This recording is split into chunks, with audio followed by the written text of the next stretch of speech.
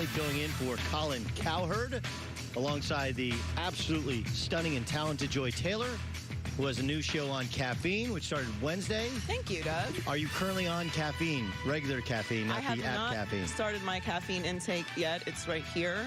I have a whole system. So I have tea in the morning. Yes. So that I'm not caffeinated all day and don't crash. Like it. So I'm pretty good in the morning. Yeah. Until I get to like right now, and then I'm like, ready to start. And then by the time we get to you with the news, you're back. Yep. You're back. Just Great. like that. Thanks so much for welcoming me in there, Joy. I appreciate it. And listen, we have a great show for you. Tony Allen's going to join us.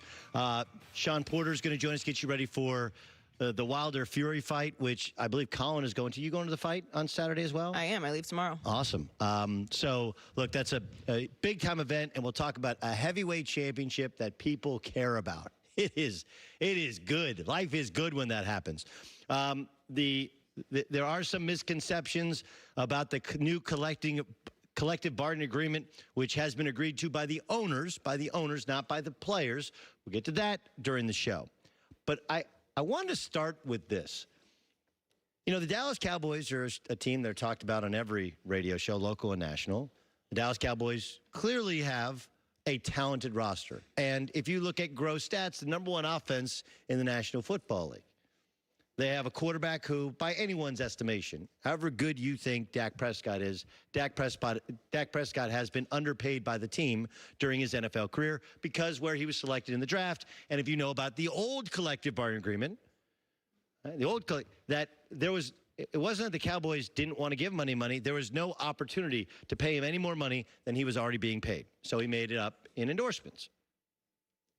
So the Cowboys, they want to re-sign Dak. They want us to re-sign Amari Cooper. They can't franchise tag Dak if they want to franchise tag Amari Cooper. If they franchise tag Dak, Amari Cooper could potentially walk out the door. And then, of course, you have Byron Jones, some other players they want to re-sign, and then they have to fit it all within the magical salary cap structure. Then I heard this from Tua Tagovailoa. Of course, many people's number one player in the draft coming into the season, a season in which he was having a great year, but he suffered through an ankle injury and then a really devastating hip injury that he's recovering from now. Take a listen. Have you started thinking about where you could end up or how this could play out? We've looked at teams, we've talked about teams, we've talked to teams. Somebody might trade up and you could possibly drop or you could possibly go higher. We've been talking about all those scenarios. If you're saying to me, if I could choose what team I want to play on, as far as my favorite team growing up, then I'd probably tell you the Cowboys. Well, that seat's occupied. Or is it? Okay, so I want you to understand this is not a one-for-one, okay? This is not a one-for-one. And what happens with trades a lot of times is we think of just players and trades and how all that works, but there is the magic of salaries. Let's just say that Detroit says, hey, we have to win now. We would love to draft Tua, but we'd like to get a bunch of assets in this draft. And we could trade that number 3 pick to the Dallas Cowboys. You want to include Jalen Smith? We'll take your star linebacker. You want to include a couple more picks? Sure. This year's first rounder, next year's first round pick. Now, I'm not saying you trade Dak Prescott. I'm saying you let Dak Prescott potentially walk. Right? And here's the logic behind it. If you can pull off a trade that lands you Tua Tagovailoa, one, you could be better off in terms of his ceiling. Now, a lot of this depends upon his hip. But as good as Dak Prescott has been, it's a surprise how effective he's been in the National Football League. Whereas Tua, if you ask pundit upon pundit upon pundit upon analyst, they may say, well, he's gotten hurt in college because he's tried to run. He's not as athletic as maybe advertised.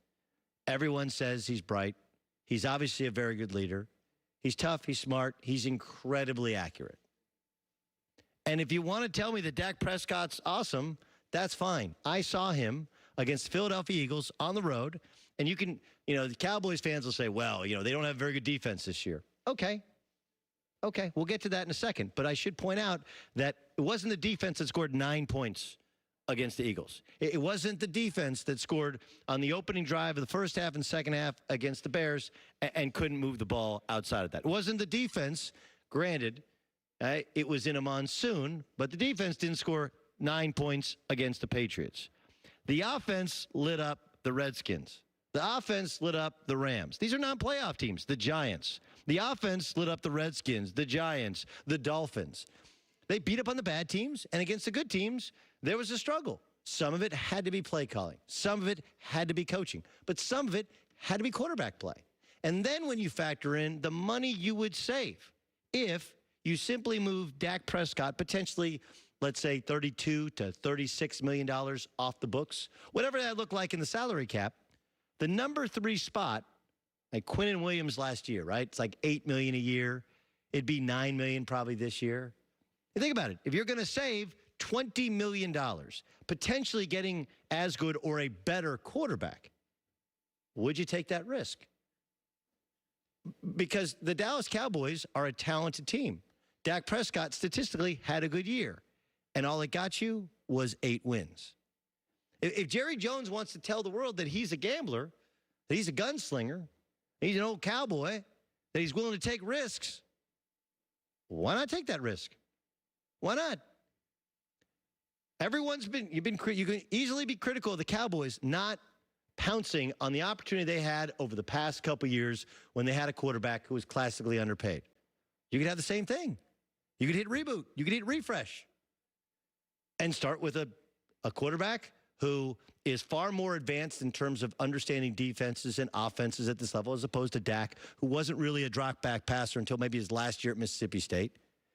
And look at the immediate success they were able to have. Why? Because they supported him with a great offensive line, great run game. That still exists. And you can use that money to continue to improve the defense, which will only help your overall team. And you have him locked into that salary for the first 4 years. Is it a risk? Absolutely. But there's also risk in standing pat, because so many things went right this year, and they still only won 8 games. In years past, we've seen Dak Prescott's ceiling. When Zeke was suspended, couldn't get to the playoffs. Before they had Amari Cooper, couldn't move the football. That doesn't mean that every quarterback doesn't need weapons. He does.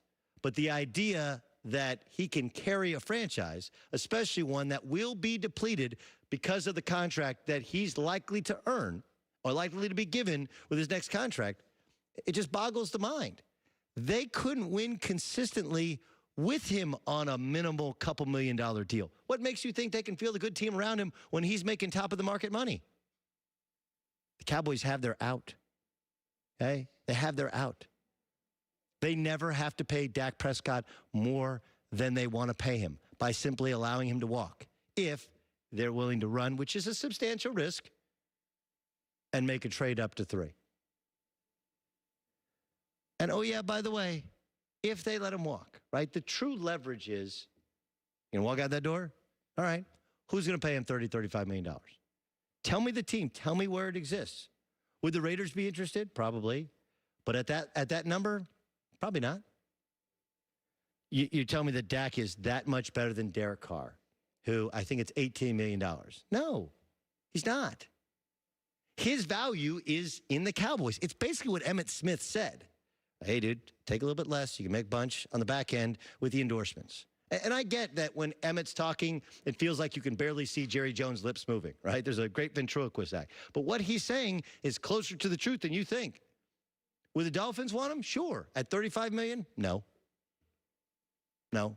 And we all freaked out over Kirk Cousins. How could the Washington Redskins not love Kirk Cousins? And then Kirk Cousins signs a 3-year guaranteed deal, which, by the way, is limiting the Minnesota Vikings and put them in cap hell. And Kirk Cousins is exactly what we think. He's good to a point. You know, he's good to a point. That's what Dak Prescott is. And everyone who seems to know anything about football says Tua's got a chance to be better. Tua's likely to be better. Look, I'm just as nervous about the hip as anybody, if not more so, because you have no idea, how it's going to heal, how it's going to look.